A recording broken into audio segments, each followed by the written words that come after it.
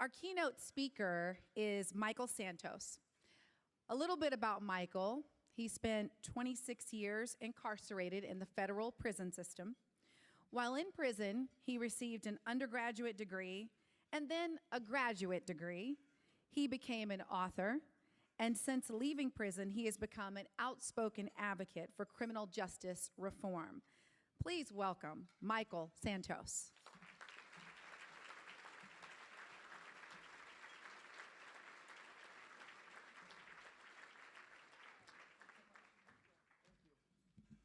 What an exciting time for me to be a returning citizen in this amazing room with this amazing organization. And I want to start by telling you what I did this morning. So first of all, I've been out of prison for just a little over 5 years. My journey started right here in this community, and my pathway to building a life of success and meaning and relevance and contribution really began not too far away in the Pierce County Jail, and I want to tell you that story today. But I want to start with how I started this morning. I went to visit the amazing Pioneer Industries, which isn't too far away, in the Duwamish area of, I think it's South Seattle. It's been 30 years since I've been here, but it's just south of downtown. And I walked in there and was just totally blown away and inspired by what I saw.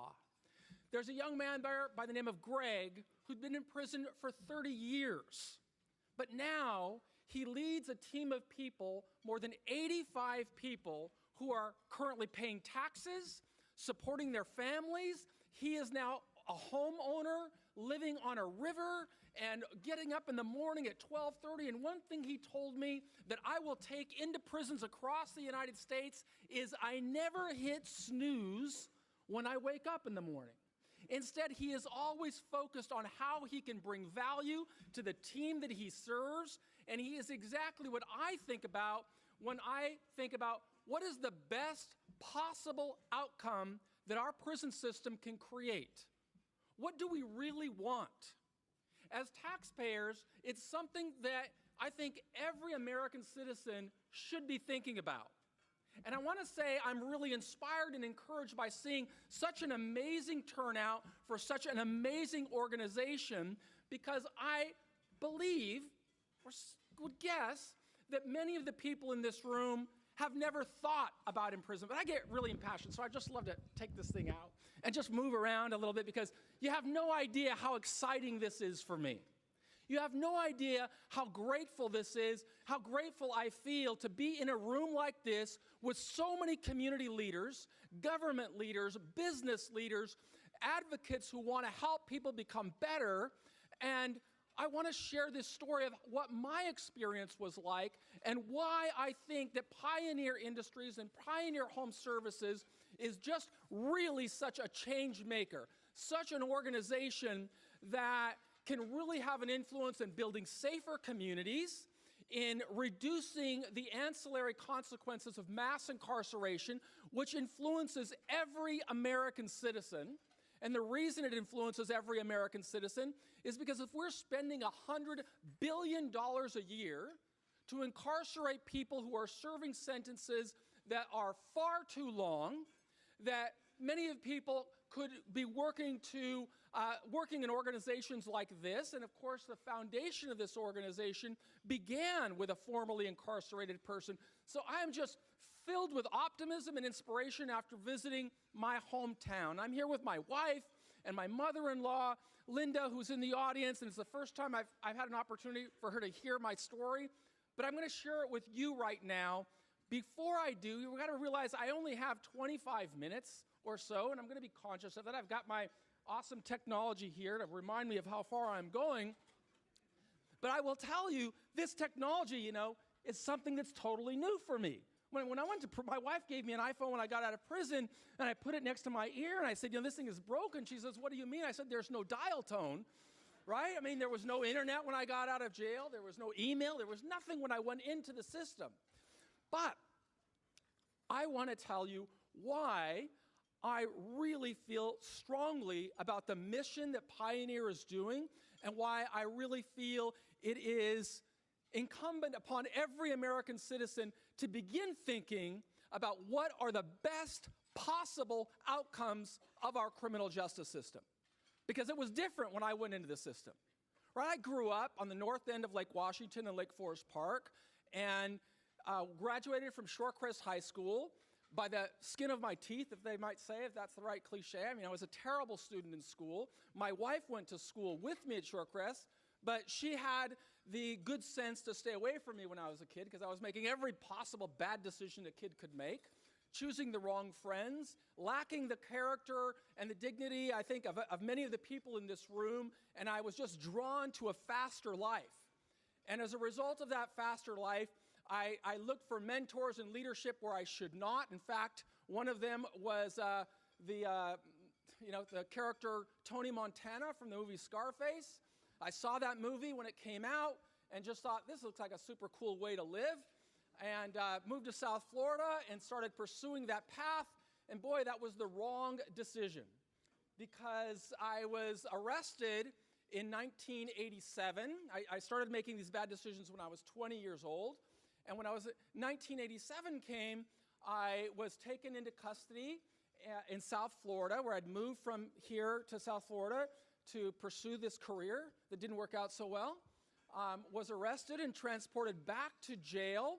I think I was held in Kent City Jail first, then Pierce County Jail because they kept moving my jurisdiction around, and I got tried by the jurist Jack Tanner in Tacoma's courtroom.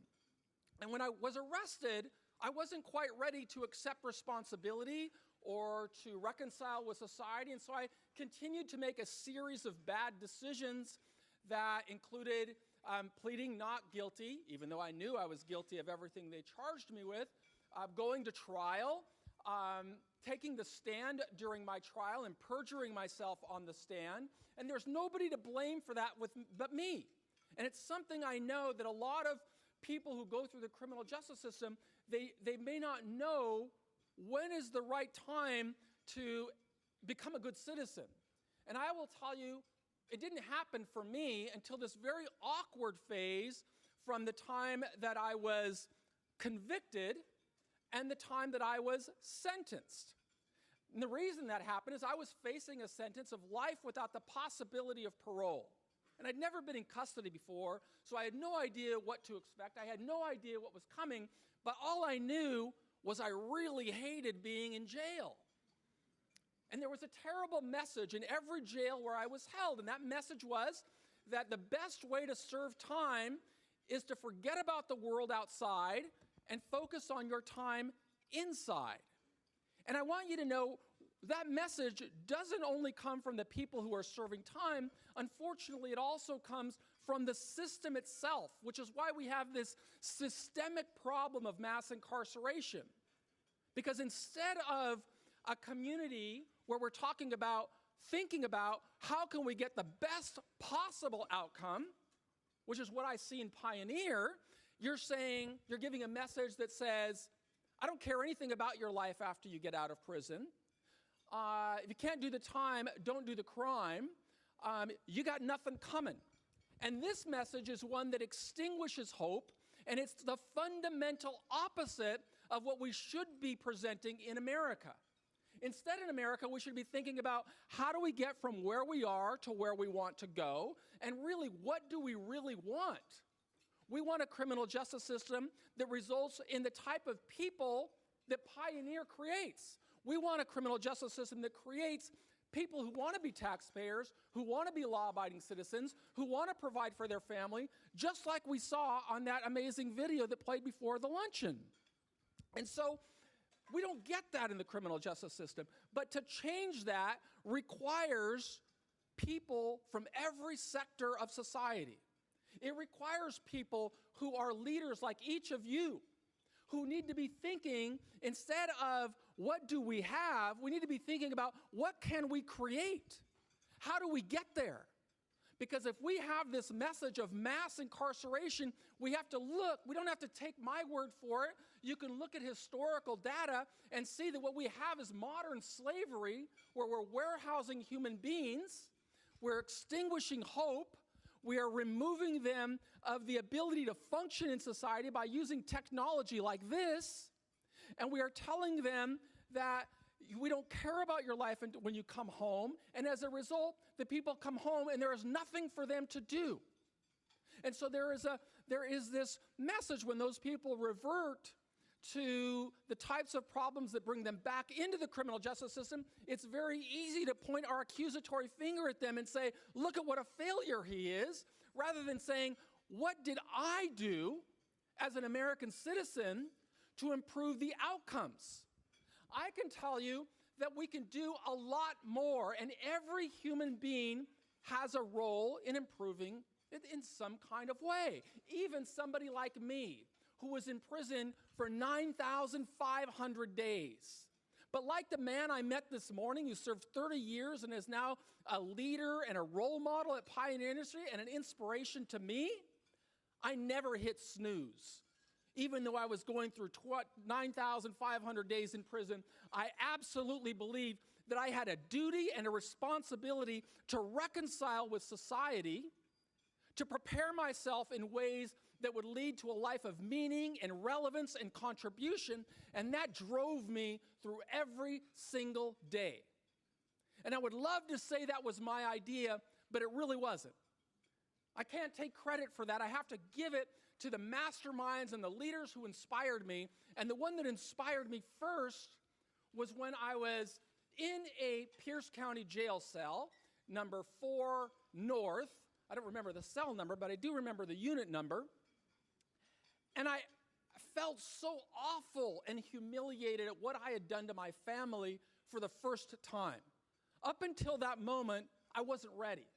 But I had an amazing sister who's in the audience right now. I'm just so proud of her, who really gave me the reason and the inspiration that says, I have to do better. Because at that time, I was living without hope, and I was even suicidal and just thinking, how am I going to get through this? Because I'm facing life in prison, and I have no idea what that means.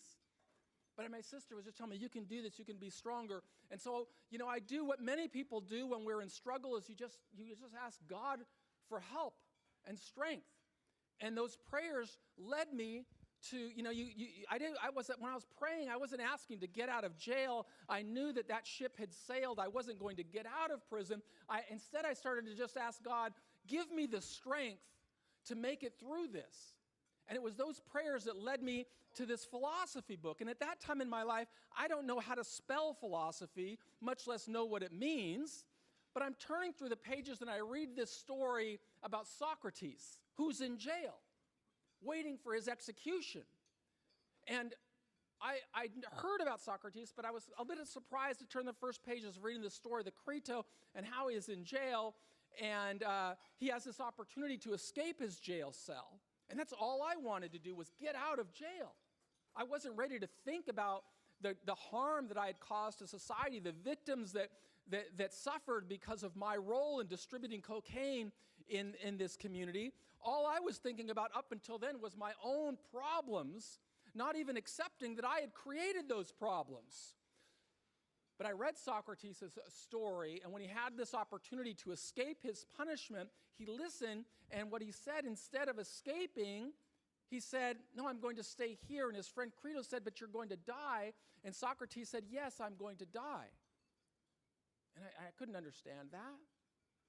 And his friend said, but why would you do that? And Socrates' response changed my life. Because what he said was, we live in a democracy. And in a democracy, we all have a right and a responsibility to make the world better. We have the right to change laws we don't agree with. We don't have the right to break laws.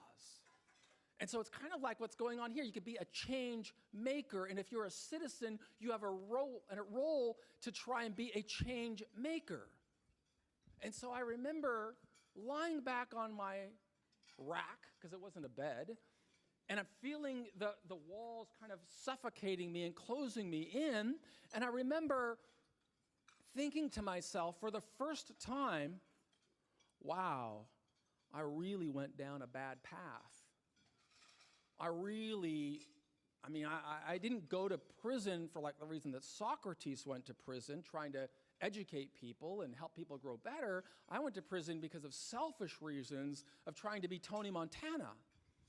And I remember lying in that cell and just saying, remembering seeing my sister cry for me and my father and mother, the pain and suffering I'd caused them, and my grandparents wouldn't talk to me, and so many citizens wouldn't talk to me, and my trial was covered in the newspapers, and it was humiliating. My sister told me they'd go to get their hair done, and somebody said, "Did you hear about this drug dealer, Michael Santos? They got him," and they'd say, "Oh, I don't know. I don't know what they think." But it was just, I caused so much pain to so many people and didn't even realize it. And I used to delude myself, well, there are no victims in my crime. They were all consenting adults, but I was wrong. I just wasn't ready to change my life. And I needed that story from Socrates to change my life. So at that time in the jail cell, you know who I start thinking about? I start thinking about people like you, law-abiding, tax-paying citizens who just want a better society. And I start thinking, is there anything at all that I can do while I'm in here? Is there anything that I can do that will cause people to see me not for the bad decisions that I made when I was 20, but rather what I'm going to do when I'm in here? And it's that, Socrates is the father, of course, of Socratic questioning. And it's that kind of questioning that really starts to change my life. And the first answer to that question is yes, there probably is. But what is it? Because I'm getting a different message in prison. I'm getting a different message from a system of corrections. I mean, just the irony of calling it a system of corrections. The longer we expose somebody to corrections, the less likely that person is to be able to come out and function with the outcome that we want, which is all the more reason why we need leaders like the people at Pioneer. Because the systemic system is to create intergenerational cycles of failure. And we have to say, what can we do differently? What can we do better? And I'm lying on that jail cell, and the answer comes to me. I have to stop thinking about myself and the problems that I created and start thinking about what can I do better. And it doesn't matter what I can do. What matters is what people like Andrew could think about. Andrew Over, who's a sponsor of this organization. What would he want from me? And I come up with this three-pronged plan. One of them, I'd say, well, Andrew and Karen and all the leaders in this group, what would you want? You would want somebody to work to educate himself. Because if he worked to educate himself, that would reflect a commitment to living like a law-abiding citizen. You cannot fake that. So I said, okay, that's what I'm going to do. One thing, I'm going to focus on educating myself. But that's not going to be enough. Number two, I would have to focus, on contributing to society in some kind of meaningful, measurable way to show I definitely want to be a citizen. So what else could I do? Well, number three would say, I need to find and build a support network. Because if I can find people to believe in me, then maybe I'll have another chance at coming back to society. And so that's what changed my life. And at that moment, I drew a line in the sand, and I said, this is the day that I am done living as a criminal. And I hadn't been sentenced yet. So I know the day of reckoning is coming. But fortunately, I had Socrates, and then Mandela, and then Malcolm X, and then Viktor Frankl, and then, so many other philosophers that I started to read that said, hey, you can become something more. But you've got to stop living for yourself, and you've got to think about what can you do to build a better community and a better society. What role could I have? And so I said, okay, the first thing I have to do is I have to draw a line in the sand. And I got on my bed. I was so inspired, right? I mean, there was a time in my life when I used to be filled with passion and energy. I'm not like this old 54-year-old guy now that's been in prison all his life. And I remember sitting on my jail cell and writing a letter to the newspaper and saying, hey, I made a lot of bad decisions. I want to do better. And, if you want to know the story, this is the day I'm going to change my life. And the journalist came out and he interviewed me inside of the jail. And, I told him my story, and it says, front page, top of the fold, drug kingpin says he's going to change his life. Oh, you're all laughing, right? Because you know what happens when we hear that message, right? It says, oh, yeah, sure, he just wants to get a free pass. But I knew there was no free pass. For me, I was envisioning a day like this when I could look back and say, that was the day that I changed my life. And that newspaper was published. And then I'll always remember just how receptive our criminal justice system was to that message, because at my sentencing a couple of weeks later, I will never forget the words that the prosecutor spoke at the sentencing, which are indelibly etched into my memory, when he stood up and he said, Michael Santos says he is going to change his life. But we believe that if he spends every day of his life working to make a better society, and if he lives to be 300 years old, our society will still be at a significant net loss. And that is the criminal justice system that I went into. And when I thought, this is awesome, because now I know where I stand, I am going into an environment that is exquisitely designed to extinguish hope and to demolish anybody's possible chances of coming back as the amazing success stories that Pioneer creates. And I climbed through that journey with an enormous amount of gratitude, because I was inspired by Socrates. And when I walked out of prison in August of 2013, I was ready. And I made a commitment to my wife that I will build my career out here and become successful in society. And at the same time, I'm going to work to build bridges that connect formerly incarcerated people and incarcerated people to the job market, to the labor market. And I'm going to work to spread awareness on the greatest social injustice of our time, which is mass incarceration. And it is with great pride and gratitude that I have the enormous honor of giving this little small message to the amazing nonprofit of Pioneer, because it really is a change maker. And it is leaders like you that make it possible.